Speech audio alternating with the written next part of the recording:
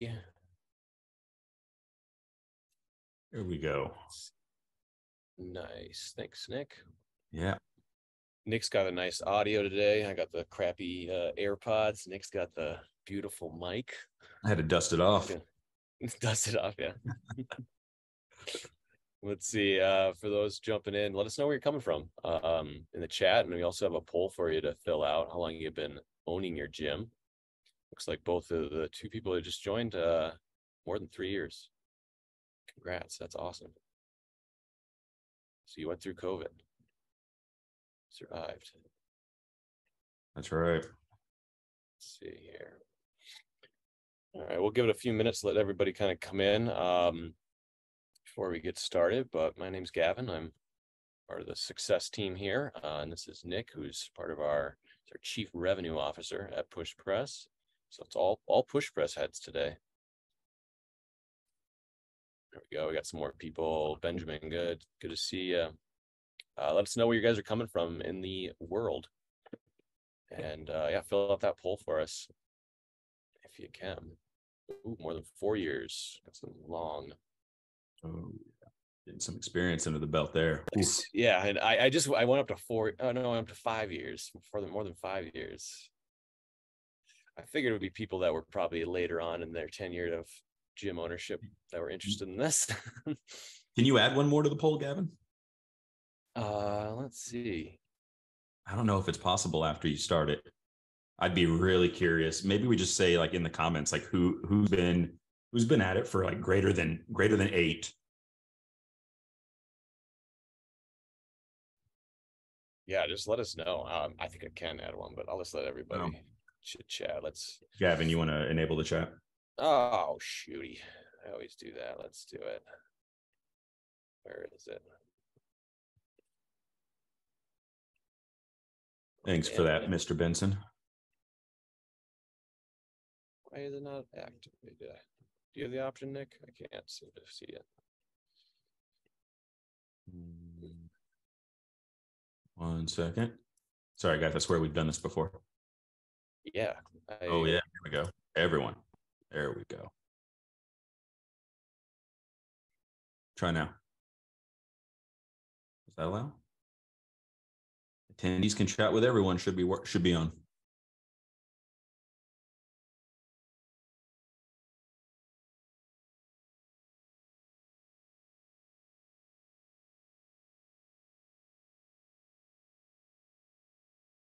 Nova Scotia. Nice. Canada represent. SoCal. Let's go. SoCal. I was just able to go to Ocean Beach for the first time. Boy, that's a cool town. All right, cool. We got a good amount of people in here now. Thanks for joining, everybody. Just do another introduction. My name's Gavin. I'm the Customer Success Director at PushPress, and this is Nick Reyes, who is our Chief Revenue Officer at PushPress. You've usually had Stu Bauer on this PushStart webinar for the last 3 months, but today we got Nick joining us. Got a lot of experience on our team, so I wanted to start bringing on a few people within the organization of PushPress to spread some knowledge and love to our clientele and those joining us outside of our clientele. But I have a poll in there if you guys want to let us know how long you've had a gym. If you've had it more than 5 years, 8 years, throw that in the chat. Let us know. I figured a lot of people today have probably owned their gym for a while because we are talking about combating burnout as an owner or manager for that matter. We're gonna spend about a half hour or so. It might be a little shorter today, and then we'll do some Q&A. And then after that, I'll let you guys get on with your day. We do have a call to action at the end where we can help support you guys on the next steps. And then also, this is a PushStart webinar. We have PushStart courses, online, which I'll send in a link. And we're also going to put this recording online for access after, so everybody will get that. If you want to share that with your friends and family to also look at it, you can check it out after the fact. But without further ado, I'm going to hand it over to Nick and take it away, man. Thanks, Gavin. Definitely appreciate all you guys jumping in to join us here. Like Gavin said, my name is Nick Reyes. I'm the Chief Revenue Officer at PushPress. I've also owned an affiliate for 9 years. I just recently sold my ownership in that affiliate almost a year ago. It was last April of 2022, primarily to focus all of my efforts on PushPress and our growing team here as an organization, which was really hard to kind of split focus in two different directions. And so let me go ahead and share my screen, and we'll jump right into it here. Like I said, a couple big things. First one is there's just quite honestly too much to do. And I've done demos with just about 2,000 gyms in my time here at PushPress. And one of the recurring themes is just looking to save time. There's too many things going on. We're coaching, we're cleaning. Oh, what am I going to program for after the open? I need to get this email out, and just pulled in too many different directions. I don't think this is anything that we don't already know. I want this to be kind of the forefront of what we have going on, or what we're thinking about as we come into like what causes burnout. Because ultimately there are things that either give us energy, or there are things that zap energy from us. I know personally, I really enjoyed coaching. I really enjoyed programming. The selling piece and marketing was okay, despite my, me being a CRO. In gym ownership, this was kind of a creative outlet for me. The cleaning thing was an energy zapper, right? The communication was a bit of an energy zapper. You give me a spreadsheet and hours to program, and I would just go, go, go, go, go. And you guys may feel different ways about your own parts of this. You may love the coaching and the communication and hate the programming and feel like you need to outsource that. Putting on some headphones, listening to a podcast and cleaning may actually give you energy, whereas for another gym owner it may not. So but all these things have to be done, and I think a lot of times we're maybe not in touch with how these things make us feel. We're more in touch with the fact that they just have to get done, and we just get pulled in all these different directions. So true. Yeah, I remember thinking about what you do well, also like things that you do well and things that you have to learn, because you have to learn wear so many hats as a single gym owner. Yeah, very good point. Absolutely. The next one is one that I don't think most people talk about. I call it the conveyor belt of giving. And if you think about kind of the life cycle of a member, they join the gym, they buy into the process that you've created for them to achieve the results that you promised them, or that they walked in the door for. Over the course of many sessions, months, or even years, they forge a relationship with you. It's not uncommon for us as gym owners to go to weddings and celebrate birthdays with members and these types of things. And then eventually maybe they move on to another city, or they just move across town. But at some point, they move on if your gym has been open long enough. Meanwhile, there have been new people kind of on this conveyor belt, and new commitments made, and new promises made, and then new relationships forged. And then eventually they moved on. And so you never really feel as an owner, in my opinion, as if you can step out completely, because you've always committed to someone, even though they're eventually at some point going to go. And so that's a tough thing to wrap your head around. And I know that as I stepped out of Kansas Athletic Club in April, it was really, really tough for me to disconnect. And even though I still trained there, I actually spent about 3 or 4 months not going into the gym at any time when members are in there, just because I felt like almost like that little bit of shame that I had committed to work with someone and then moved on. And then I had to, kind of carefully re-implement myself back into things, And so there's really, it becomes almost impossible to step out of the business, if that makes sense. I did the exact same thing with my gyms. I actually joined another gym in the area for about 3 months, and then I finally went back and actually started taking a few classes to coach and stuff, and didn't burn that bridge with the new owners. So that was really, it's tough. Absolutely. So we know we have too much to do. We know we're always committed to the people that walk through our doors. But yet we're still going to feel this burnout. And so over the course of the next several slides, I just want to kind of lay out some options and some things that I think that we can do in order to kind of make sure that we keep the fire going and that we're always building towards something. By the way, these are going to start by like the worst case scenario to the best case. So worst case scenario is we close it down, right? And this is obviously not something we ever want to have to do, especially given the commitments that we give to every person that walks through our door. The only pro to this is that we end, that rat race. And obviously, if our business is affecting our personal relationships, and getting to really affect our, high anxiety and affect our emotions, at some point, you have to kind of cut bait and move on, right? Besides any kind of financial stresses, things like that. Obviously, big con is you'd have to go get a job. I don't think any of us would start our gyms if we were just in love with working for someone else and just kind of following status quo. And then obviously it's a pretty straightforward process, right? Liquidate all the assets, find your members a new home, give them plenty of runway, and hope maybe that helps, if you help find them a new home, that kind of helps ease that transition for them into, or that commitment that you made to them, by making sure that they have a good firm handoff with what that next fitness or that next journey in their fitness looks like. The next one, and I think this is definitely most common, and that's to sell to another passionate operator, primarily because it keeps the community culture kind of in place, and you end up basically like someone else takes the keys and you can step aside. And again, this is pretty much what I did. Granted, I had a business partner, Kansas Athletic Club, and him, and then another gentleman took over completely. And so there's another person to kind of take the reins and continue through the vision that you originally had.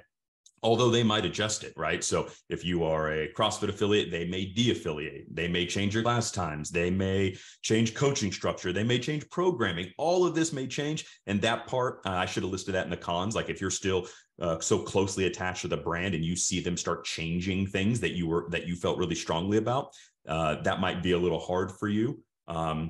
But ultimately, moving on in that way is another option if that burnout is just so bad that you cannot get over it. I feel like this is pretty popular, right, Nick? Yeah, I mean, this is the number one thing that we see from a data standpoint here at PushPress as to what gyms do. They typically hand over to another owner. And now we're obviously not privy to the back end of that transaction and like what kind of cash is exchanged or anything like that. But we do see this more so than just about anything else. So yeah. On Success, we help navigate that new ownership is something that I do quite more frequently than I anticipated. It's been different, Right. Yeah. And so what you're going to see from this one in the next several slides is on the hows, all these things are going to kind of start aligning here. So I want to spend a couple seconds to break these out, right? So just imagine that you are in an affiliate and you're going to take it over. You're in a gym and you're going to take it over from the existing owner. And maybe obviously, buy the gym for maybe less than what it could be worth if it doesn't have all these other things in place, right? So need to have some basic processes in place. A history of tracked KPIs is really, really important because the new owner is going to need to have some kind of way to gauge their success against your success. And then also a tech-enabled operation. So by that, most of you guys are PushPress clients, or everyone here is probably a PushPress client. Making sure that your tech is on firm foundation. You don't want to hand over the keys and then have the person go, "Oh man, like I don't know how to sell stuff. I don't know how billing is done. Where are waivers at?" Like any of this stuff just makes basically what it would do is it puts that new owner in the same place as the too much to do things, but it adds another layer on because they're going to need to add tech. They're going to need to start tracking KPIs. They're going to need some sort of basic processes in place. So making sure that if this is the end goal, that you have these things or that you're working towards these things is ultimately going to be the theme of this webinar, which is if we have too much to do and we're on this constant kind of conveyor belt and we're not working towards something, that's what ultimately causes that owner burnout. So the easiest thing to work towards, we know we don't want to close it down. The easiest thing to work towards is being able to sell this to another passionate operator like ourselves.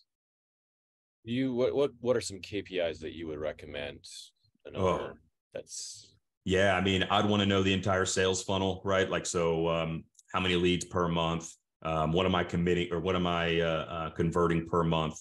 Um, what's let's look at what's churn per month. At a bare minimum, we're going to need those, and I think that there's obviously a ton more that we can dive into, but those are like the big things that if I were coming in, I'd want to know: am I acquiring a business that has a big top of funnel problem? Am I acquiring a business that has a churn problem, or am I acquiring a pretty healthy business where the owner just can't keep up with it anymore because they're still so heavily involved in it? Now, obviously, there's want to look at balance sheets and your P&L and all that type of stuff as well. But um, a lot of times, from what I know, is from what I've seen, is that some of the businesses don't even have any of that.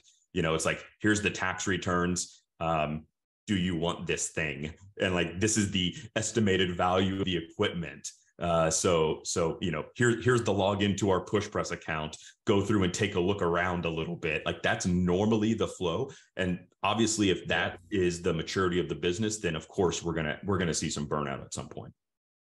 and the boundaries of, let me ask you one more before we move on, but like new owner buying this and passing the keys, so to speak, and helping along that transition, what's the boundaries that you would put up as a owner selling it? Like, how long do you help them, basically?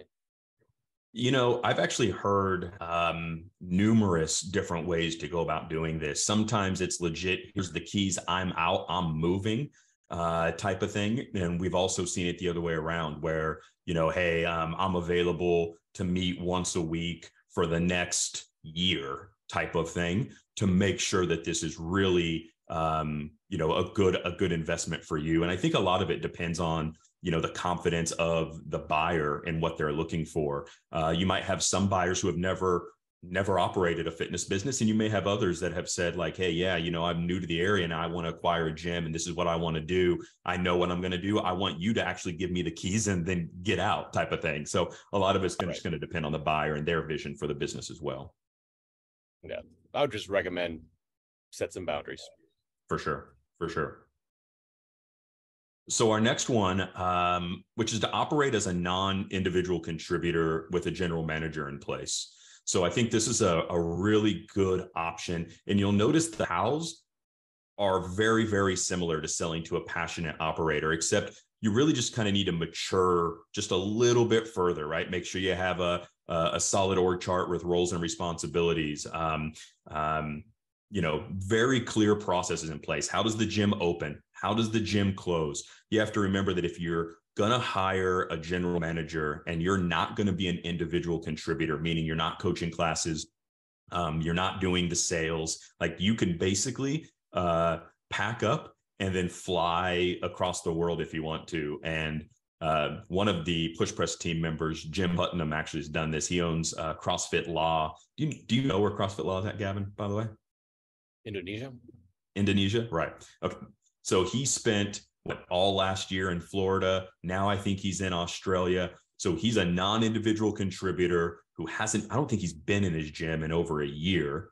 And he has a general manager in place, and him and his wife and their beautiful baby just kind of bounce all over the world wherever they like. So you can imagine all the different processes that need to be in place in order for that to occur, because he can't just show up to open the gym on a Saturday if a coach is sick. So that's maybe the next kind of level up from here to build towards. And again, just to kind of reiterate it, burnout often, in my opinion, occurs because we're doing too much. So if we can get to doing less as gym owners and kind of controlling the general strategy of the gym, and just back yourself out piece by piece by piece, then you can invest your efforts into the areas that give you energy. So, in Jim's area, maybe he loves programming. And so he's able to travel the world and just do the programming remotely, right? Maybe he loves the communication. And so he ties off with his general manager and he wants to be responsible for, daily posts inside of the social feed and email newsletters and things of that nature, right? So, and maybe in your case as a gym owner, you love the coaching part, but you don't want to mess with anything else. And if that's the case, then yes, in this instance, you might still be an individual contributor, but just as a coach. And if times ever get tough and you need to back yourself out of that, then you could do that as well. So this is kind of the next area that I would say to strive for, to build for, because once you do get to this level, you'll be successfully able to take long vacations, right? And completely disconnect where you can kind of rekindle that fire before you interject yourself back in the business. Now the business is operating on your terms versus it dictating your day-to-day tasks that are leading to your burnout. And we have a few courses on PushStart free, establishing an org chart and hiring your first employee. These courses are going to give you just a little bit more data into how do I get that GM maybe if you don't have one. Correct. Next one, sell to an investor. So again, same exact process as the operating as a non-individual contributor with a general manager in place, except for, again, you're going to level it up just a little bit further, right? So you'll want to make sure that the gym is profitable without the owner doing any work. So even if you love coaching, you have to be able to show profitability with a normal coach salary. So let's just say you've built to that spot where you have a general manager, but you're taking this like mass amount of money out of the business to coach, 5 classes a week or something like that. Like you need to be able to show profitability without the owner coming in and coaching those 5 classes or 20 classes or whatever it might be. Also, investors typically, besides just coming in and wanting that one, they'll most likely be thinking, how can I take this and have a couple different locations? So some sort of clear path to scalability. And maybe that's something that you don't want to bite off, but I know that oftentimes you'll see investors, they'll either want to stretch margins on the one, or they'll want to keep the maybe lower margins and supplant them in multiple spots across the city and kind of take advantage of the secret sauce that you've built as a gym owner. So again, this is just that next level to strive towards and to build towards. It's really just continuing to refine every last bit of it. So if you think you have a very clear opening and closing procedures, it's like, what are the next things? Like, what do we do in case of a fire? What do we do in case of a storm? What do we do when someone calls in sick? What is our sick time policy? What's our, and just really going through everything. Like, when's payroll process? It's buttoning up every single thing. Yep. So if you can imagine starting to work for a big company and going through every single, learning and procedure that you have to learn for a big company, you need to have those things at your small company in order for an investor to come in and actually kind of pay, I think, close to what I would consider to be top dollar. Is there any, place that an owner, if they don't have any of this or information on the business side, could go and find some teachings on this? Yeah, I mean, honestly, for this piece, outside of what we have in PushStart, this is where I start to recommend making sure you have a mentor in place, right? So obviously, Stu is great. There's Two Brain out there. There's a lot of different mentorship groups out there, and just be very upfront with whomever your coach is, and tell them, hey, my goal is to sell to an investor, or my goal is to, I don't like to think of things in finites, right? So it's like, my goal is to have the ability to sell to an investor. And I think that this, again, just to make sure I'm framing this correctly here for everyone. Mm-hmm. If you've built a business to where you can sell it to an investor, it doesn't mean you have to.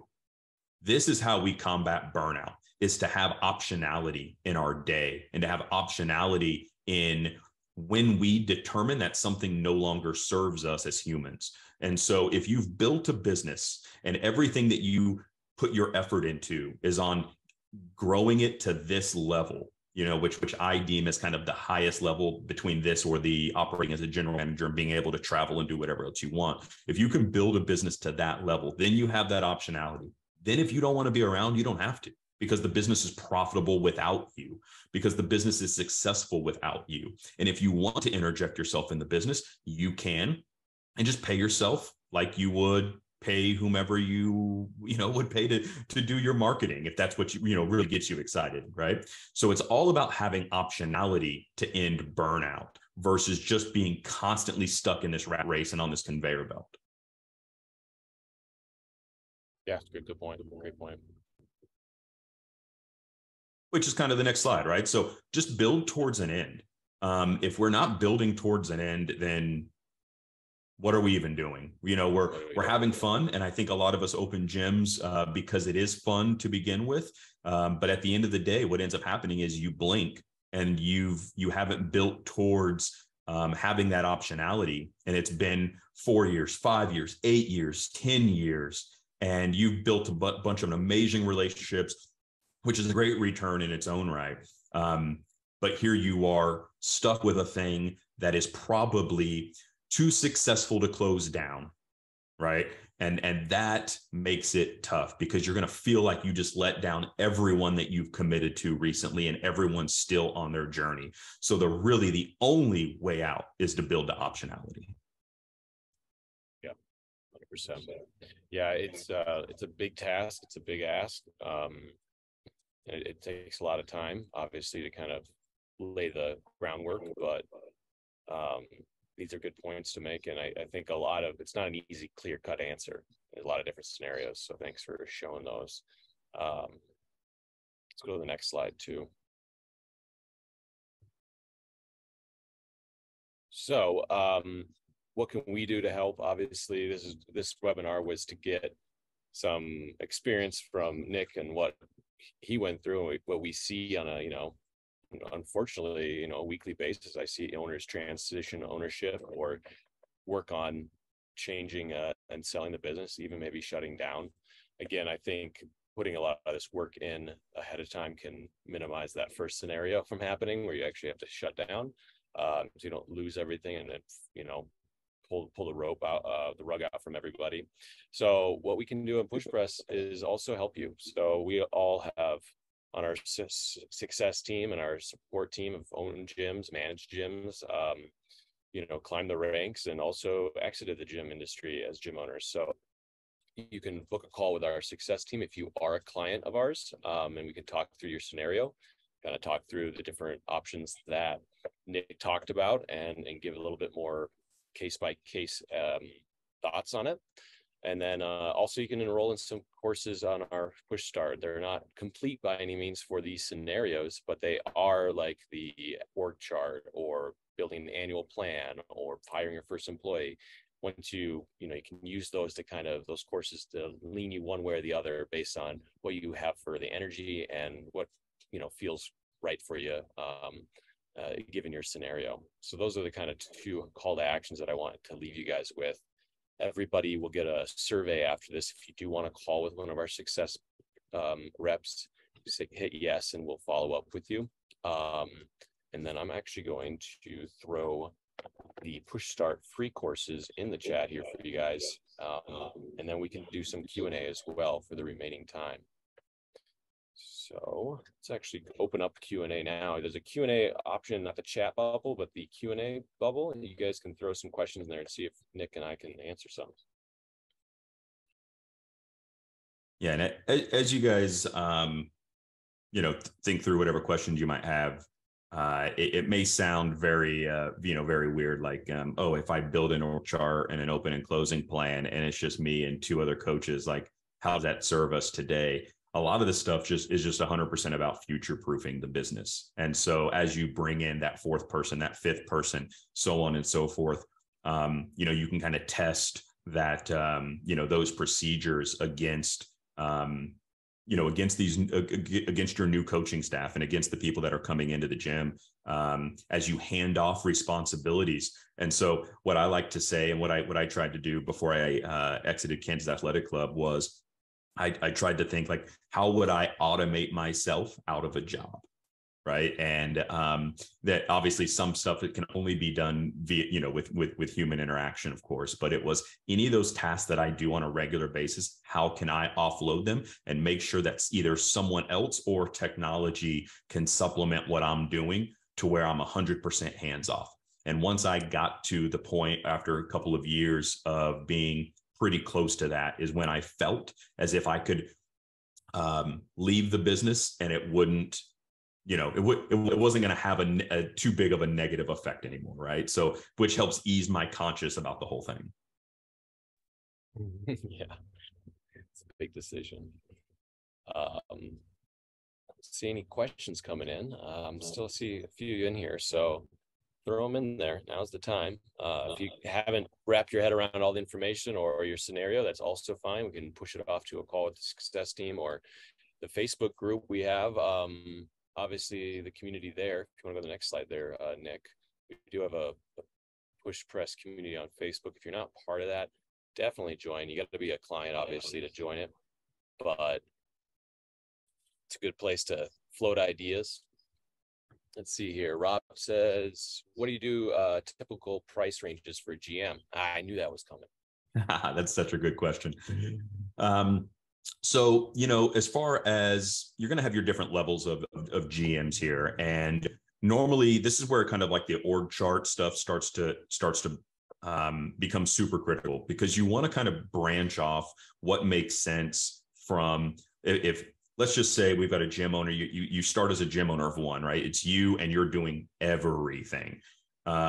You might decide that you need a head coach that's responsible for kind of coaching all the coaches, and maybe they do programming as well, right? Like that would be one seat. And then in your other seat, you're maybe going to have member experience, right? Which is, and maybe that person also bites off marketing. So build the org chart in a way that makes sense for you. And again, take that PushStart course. I think Stu did that course, right, Gavin? Mm-hmm. And so take that course and really kind of see if you can't build that out. What'll happen when you go through that exercise is you're going to see that the general manager is going to have a specific set of roles. And if those roles are something that give you energy, and you want to decrease what they're doing, then obviously you're going to pay them less. But, if the gym's not making, 80 grand a year, there's obviously no chance of you paying them 80 grand a year. So much of that, I think, is going to depend upon how much your involvement is going to remain in the business. And then also how profitable the gym is, because ultimately the gym still needs to strive to profitability with a GM, and your expectations on that GM, on whether they're also coaching, whether they're selling, whether they're doing the marketing, based upon the roles and responsibilities that you outline in the org chart, are going to help dictate what you pay them. So start with the most bare basic fundamentals and go through that org chart course, build the org chart that makes sense for you and the energy output that you want to have on certain sections of the business, and then go from there. And market value is going to be what it's going to be. So if it's like, hey, my GM solely he doesn't do any coaching, or he or she doesn't do any coaching. All they do is communication and sales and event management. That's going to be way different than if you're asking them to coach 20 classes a week and also do sales and also clean the bathroom. So that's why I say you kind of got to divide it up by roles first. Hopefully that answers that question, Rob.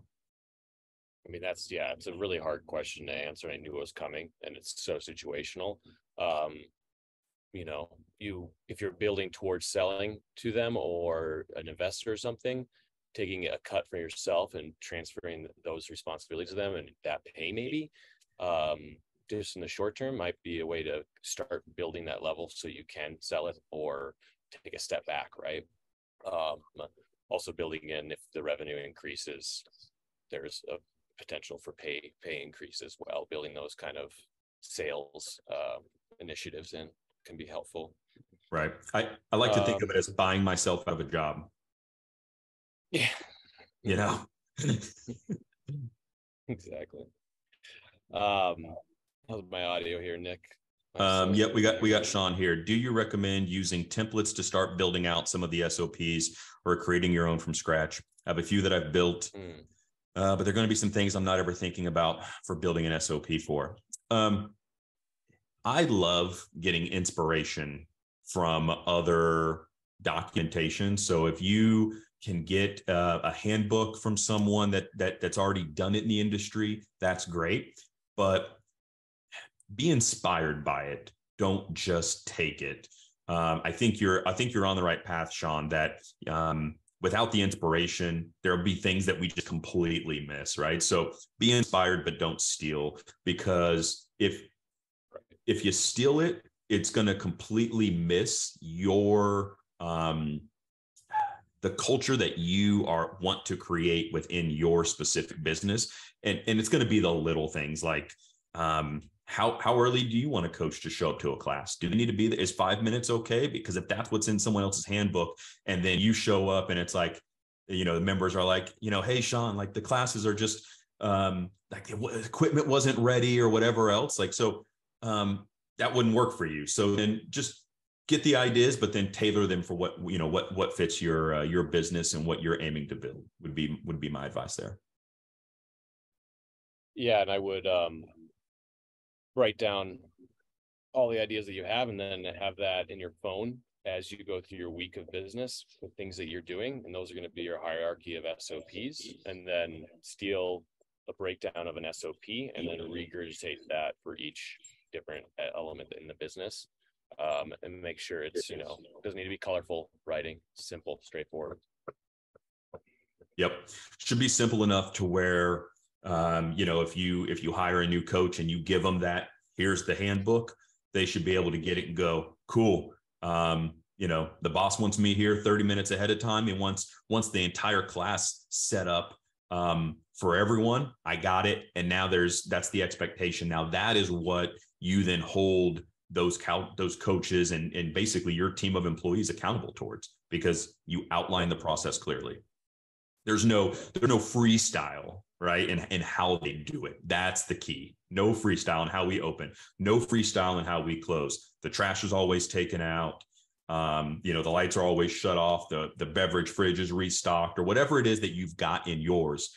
Just make sure that it's done. And then whenever the beverage fridge isn't restocked and the trash is overflowing when the morning coach comes in, like that's when we need to have a discussion with, either the afternoon or the evening coach, if that's something that you had on their task of responsibilities to do before they left, type of thing.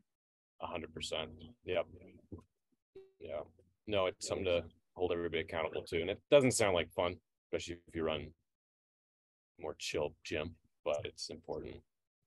Well, it's important if you want to be able to remove yourself versus walk into the gym and go, crap, the trash is overflowing. This is out of stock. Like, let me do all this, which are the things that, again, take us back. And you live in resentment and annoyance, but you are really the only person you can blame for not putting that out there. That's basic relationship 101. If you don't communicate it correctly, efficiently, people aren't going to follow through or guess what's going on in your head. Absolutely. All right. Well, that's like the only question left for now. But yeah, I think we'll table it and go from there. You guys can book a call, and yeah, we can take this offline in your situations that you guys are confronted with at your own gym. So feel free to book a call with us. And Nick, thanks again for doing this. This is awesome. Always great to have one of our own on the call, and we'll be adding more to those courses in relation to this, definitely. So take a look at the PushStart free courses. Everybody have a great Tuesday.